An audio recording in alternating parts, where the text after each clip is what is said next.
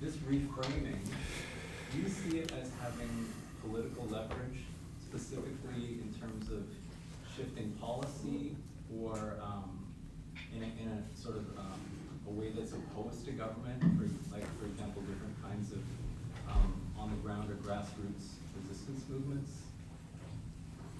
Well, I think that's a fantastic question, and I think the fundamental point that it speaks to is the great rupture around environmental justice over the past 4 or 5 decades, which is jobs versus environment, right? How do we forge an analytics that understands the essential unity of interest between labor movements and those who would seek justice, not just saving the environment, which is a reactionary slogan anyway, but of a genuine justice-oriented ecology.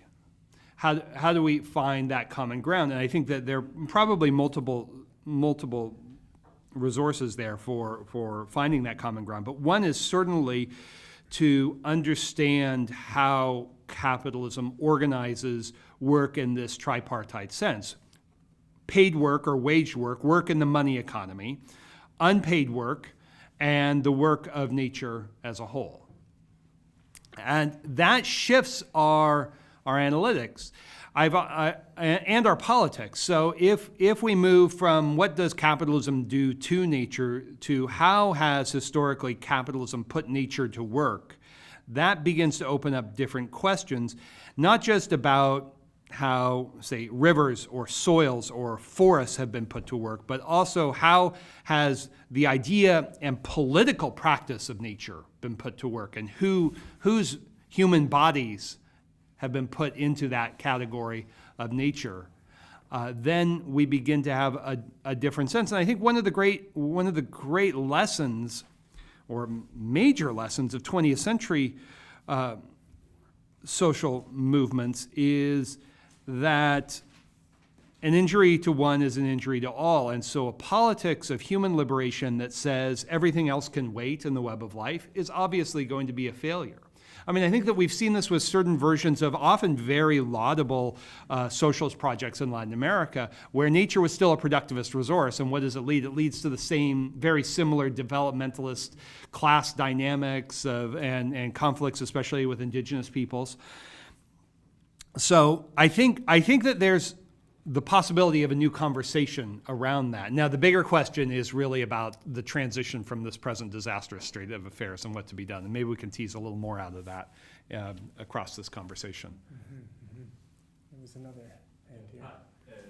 Thank you, Jason. I have a couple of questions, but maybe I'll just do one. Thank you. I wanted to highlight that for me, the value of your research, specifically in the capitalism, the web of life, you just confirmed today, is that you show how environmental crisis is one that highlights other crises, colonial, feminist, racist, and other types of processes that come from since Columbus or before, right? So that is kind of weaving many problematics into one, and I think that is just the nature of the environmental crisis and of your reading.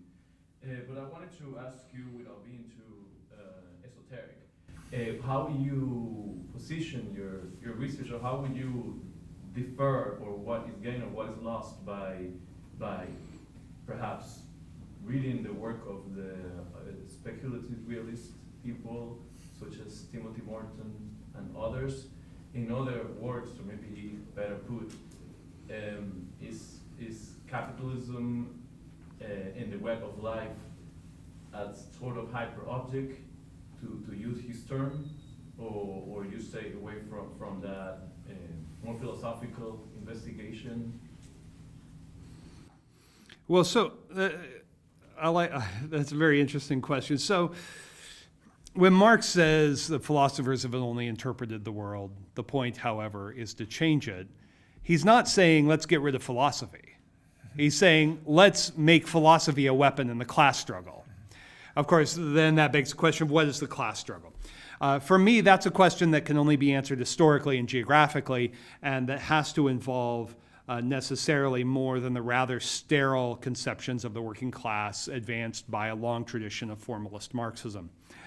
It has to be addressed historically and geographically. I think that's what I can never find in people like Morden. Morden seems to me to be a very, very smart guy who says some very useful things from time to time, when I can understand him.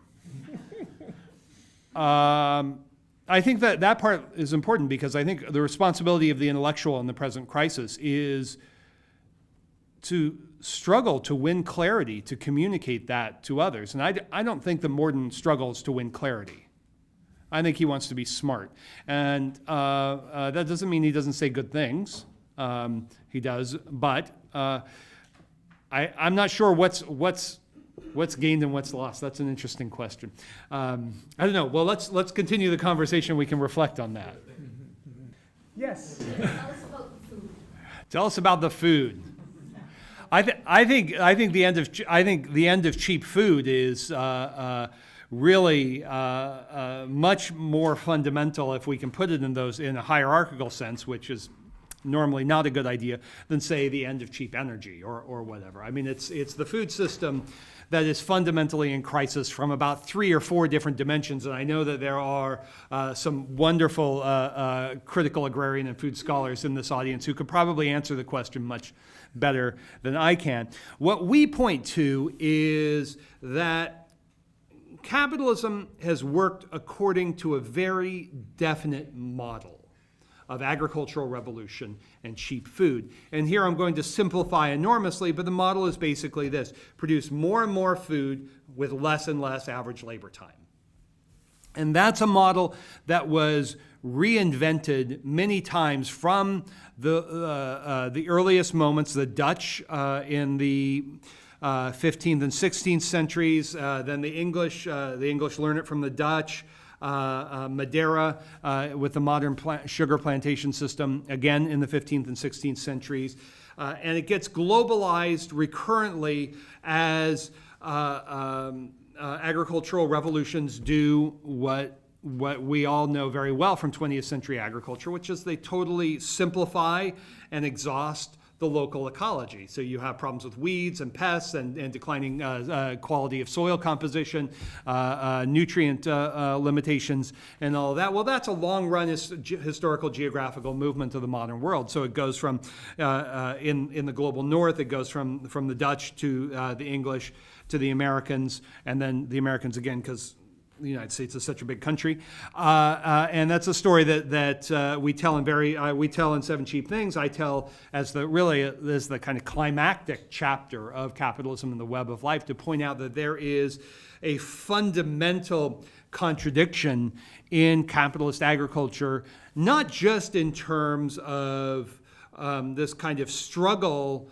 with weeds and pests and struggle to sustain soil fertility through all these petrochemical revolutions over the past century, and then biotech, as I talk about in Web of Life, but of course also because agriculture is not just the crucial battleground of neoliberalism, but has been the crucial battleground of every restructuring of global capitalism since. But there's something that's different about the world today. And I would say it's sort of about the end of frontiers, but not in the obvious way. One is the end of terrestrial frontiers in the sense that there are no longer truly vast expanses of the planet to open up to agriculture. They're trying. I mean, look at Sumatra, Borneo, Amazonia, parts of sub-Saharan Africa. Okay, they're trying.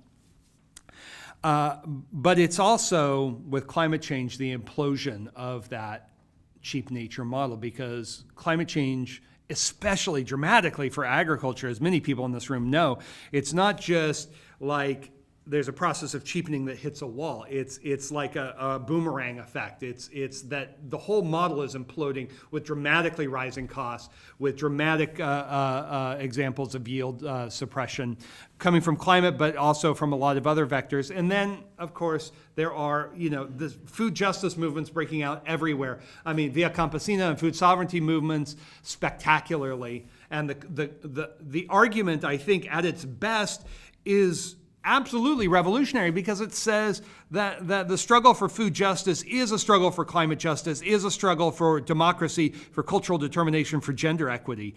And that's an ontological challenge to how capitalism has worked. So one of the things I forgot to say, it was in my head and then I went someplace else, is that cheapening is a battleground of social conflict at every single turn in the history of the modern world. And today, we don't quite know how to coordinate our efforts. I think that's the first question. How do we find common ground? How do we build those solidarities? How do we come up with political visions that deal not just with the horizontal challenges of how do we reorganize at the level of communities, but how do we deal with the large-scale planetary problems of, say, rebuilding every city on the coastline on this planet? You know, and that's what we need to have conversations around. When you started your talk, you did mention class. So that's one question. Does class fit anywhere, or is that gone with these antagonism? You seem to see an antagonism between eco-socialism as nature versus capital or capitalism, or No, of course it's a class. Of course it's a class struggle. Of course, the core insight of Marx is absolutely right. are these climate crises agentless? Is it just that nature takes its revenge on those ruling classes? And if so, No, absolutely not. No. Of course, nature. Neither humans nor neither human relations nor the web of life separately have agency. Agency is a bundled property. It's a configured property of humans and the rest of nature. So, absolutely. Well, I think I share both of those critiques. I disagree completely with. I'm not sure who you're referring to when you say world systems and agentless, because if you act both Wallerstein and Arrighi, they were both very deeply political thinkers in which their analyses actually turn fundamentally on the actions of social classes and states. I teach the Modern World System Volume 1 every year. Arrighi was a friend and a mentor to me, and the long 20th century I criticize it for not foregrounding class struggle, and so, but it is full of agents, and in fact, the model itself is very agent-driven. Part of what we have here is a problem of narrating world history that does justice to the diversity of agency. So when we say the problem with, and the reason why I didn't begin with, well, this is a bourgeois and proletarian, is because bourgeois and proletarian takes so many different forms. That labor, it's the horrific genius of capitalism to racialize and gender labor from year zero. And so for me, yes, of course, it is always fundamentally a class divide, and it is always fundamentally a class divide that is gendered and racialized and sexualized from the beginning. And to tackle,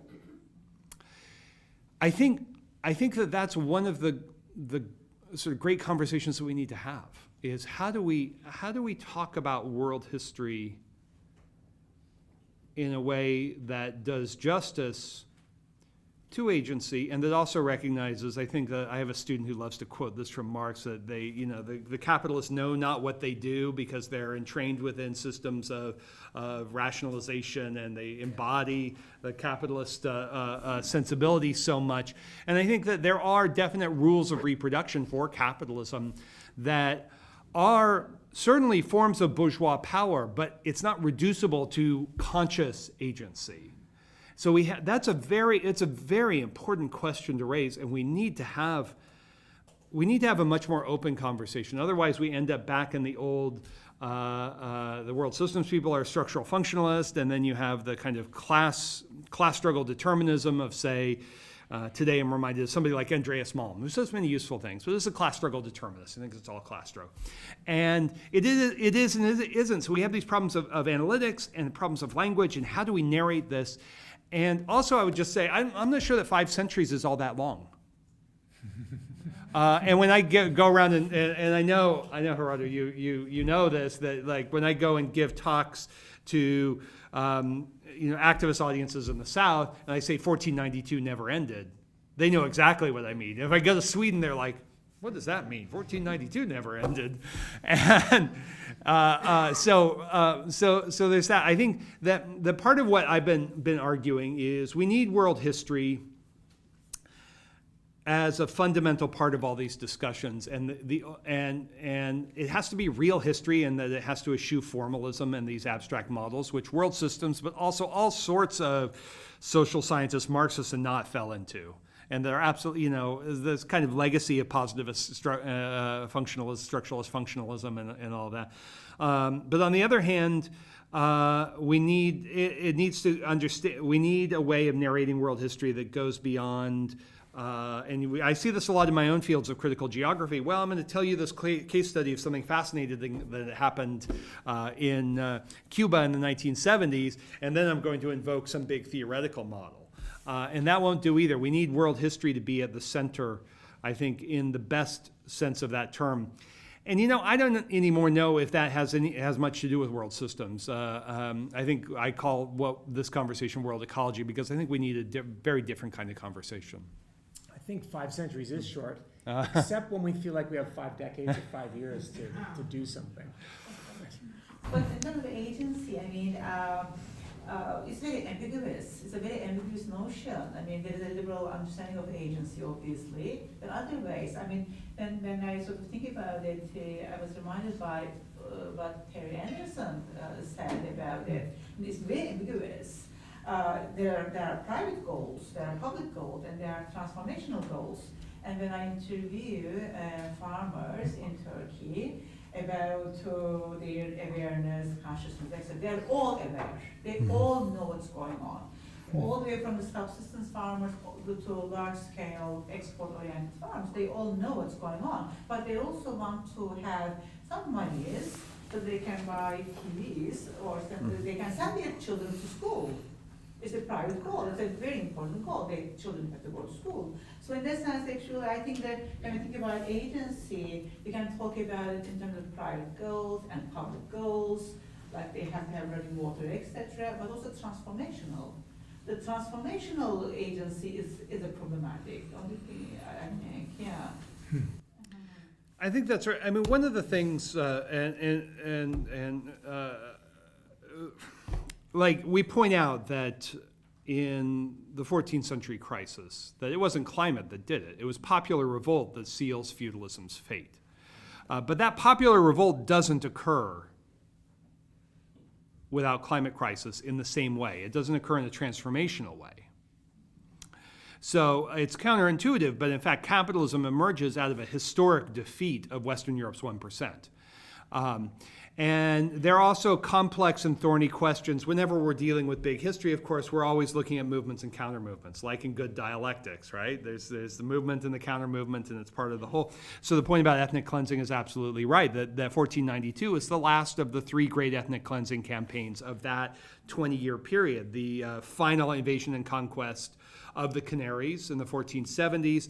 In 1482, the resumption of the war against Granada, and then of course, the invasion of the Americas. So that has to be that, and those were agential in the sense that we talk about who did this and how we see money and power sort of fitting together in these new ways that end up achieving this qualitative rupture around the racialization of labor, which results in what Orlando Patterson calls social death, ultimately. That is the expulsion in its most dramatic form of African labor from membership in civilization. So I think the reason why there's this, where's the agency, I think that we're used to having conversations about agencies as they pertain to much smaller historical geographical episodes, or more limited, not smaller, but more limited historical geographical moments. So agency in the Mexican Revolution, that's one thing. Agency in the rise of capitalism, you're dealing with multiple processes that are all feeding into each other, and the question then becomes, how do we achieve that clarity to communicate that? And I'm not sure that we as scholars have done a great job in nurturing that conversation, because I think so often nobody here is doing this, but so often you see this pushback. What, in this one part of the world it worked like that. Which is that can be very interesting, but that doesn't deal. If world history is more than the sum of its regional moments, it requires a certain kind of care and cultivation of a language that I'm not really sure that we have, but we need. Question before. Actually, just a curiosity first, and then a comment. The importance of your 1968. I don't understand what you're referring to. All right, was that the whole question? No, All right. no, No. it's just Well, Clarification. So 1968 to 70, we get the first Earth Day, right? 68, we get the publication of Paul Ehrlich's The Population Bomb. Which basically fuses white supremacy and the blue marble or Earthrise. So then I want to actually move All right. to the thoughts that have come to me as you're speaking is, who is capitalism? And what is the alternative after the 600 years of capitalism that you've outlined that would create a balanced condition for the survival of the Earth? Tiny question. Well, I think several things need to be clarified. I think it's always tempting to answer, really big questions like I have all the answers. Let me tell you, so I don't have all the answers, but That's what's come to my mind as you speak. but here several things that you would have to be one of the most true believers in capitalism to believe that it will survive in its historical form in the coming century. I mean, given everything that we know about the ongoing planetary state shift. So we know that there is going to be fundamental change. I think it's risky to say that it's like similar episodes of civilizational crisis, because this time it is different. The order of, I think there's a significant order of magnitude difference.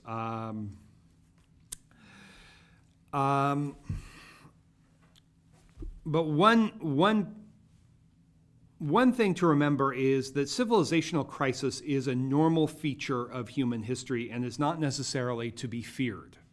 I think that environmentalism has feasted on a certain kind of catastrophe porn from the beginning. I mean, you go and read Paul Ehrlich, hundreds of millions of people are going to starve to death in the 1970s. So what comes next?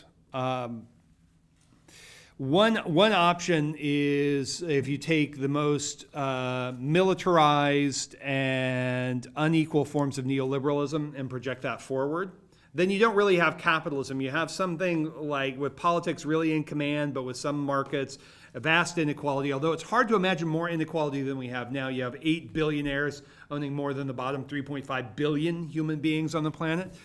But I think the other part that we need, the other part of history we need to look at very seriously, both in a really sober way, is the history of state socialisms in the 20th century.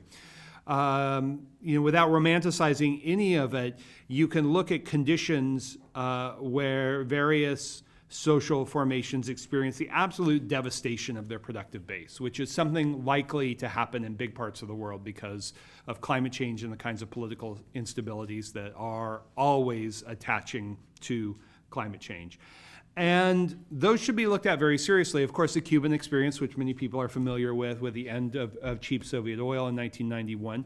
That's a more hopeful example, I think, without being romantic about it. What will it look like? I don't know, but it will have to be, to borrow a phrase from Mao, both red and expert, because it won't be enough to simply, raise the red flag or whatever flag you want to raise to declare revolution. It will be a task of reconstruction. And that and for us, at the end of 7 Cheap Things, we talk about how that reconstruction has to be about reparation in a fundamental way, not in a monetary way, strictly speaking, although that can and should be a part of it, but in a way of recuperating and healing. And so we'll have to put all those moments together. Maybe we'll take a couple questions? Yeah. Yeah? So, Yeah. But then I'm thinking more particularly about how, if we are rethinking or interrogating the idea of profit, how we communicate a world outside of profit, or a world after profit, and how does that fit into an ecology, communicating an ecology of hope? It's hard to communicate optimism and hope in a world after profit. Or have you been exposing through cheapness that we are living in a non-profitable world in the first place, and that capitalism was never profitable? Did you want to take a second question? Yeah, sure. Okay.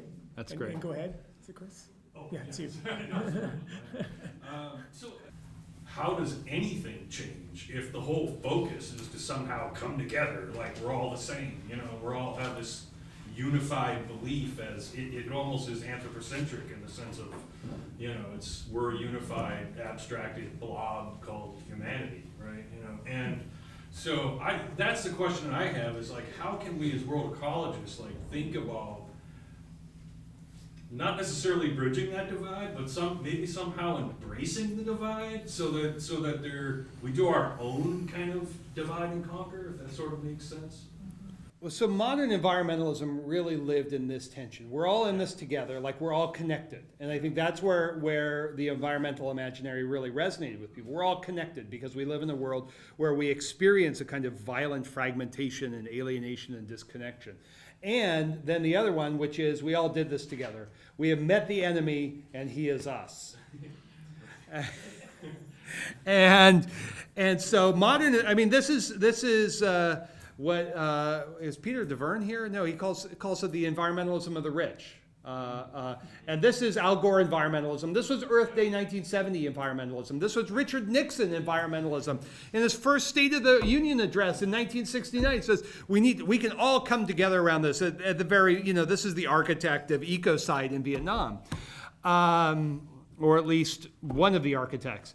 So we have to speak to that. And a lot of my students they're pulled in both directions. They're like, yeah, the capitalists did it, and yeah, we're all responsible. And they live in that place. And we have to allow them to find their own way around that and to do our best to communicate as clearly as we possibly can our understanding.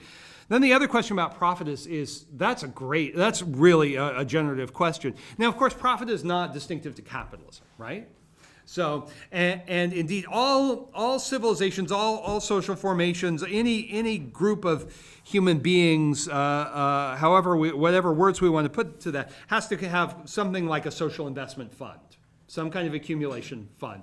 Now, sometimes that's very, very small, but it has to have strategies to move from one season of the year to the next, 1 year to the next, to reproduce one generation to the next, right? So this is a long-standing problem in the history of civilization. This indeed was a central political question in socialist theory from the 1920s, like in the Soviet Union with Preobrazhensky, for instance, who was murdered by Stalin. So I don't have a rosy view of the Soviet project, but indeed many statist projects in the 20th century had massive popular support for massive public investment in something we sometimes call collective consumption, although I'm not sure if that's really the right way, but sort of a socialized means of reproduction. So I think of a country like Sweden, which is really one of the preeminent capitalist success stories of the 20th century, where housing, education, and healthcare were all decommodified. There was a massive social investment fund to support all three of those, to build housing, to provide education and healthcare to everyone. Granted, it's part of a capitalist strategy, but there was massive social support for that. And I think that we can point out that the environmentalist mantra of, we're all going to have to become a lot poorer in the transition. I mean, first of all, we don't know, and we don't know what that means. So there's a lot of people in the global north that by global standards make a lot of money that live in total poverty. So I think that we can point out that there should be a social surplus fund, and it should be directed towards this goes back to the first question about policy. It should be oriented to decommodify and to promote justice and sustainability at the same time, which, as people like my friend Daniel Aldana Cohen is always talking about in terms of housing, there's a tremendous opportunity, right? You use the social surplus to invest in housing that is equitable and just and sustainable all at the same time. So I think that's an argument that we can and should make, and that would have widespread popular support.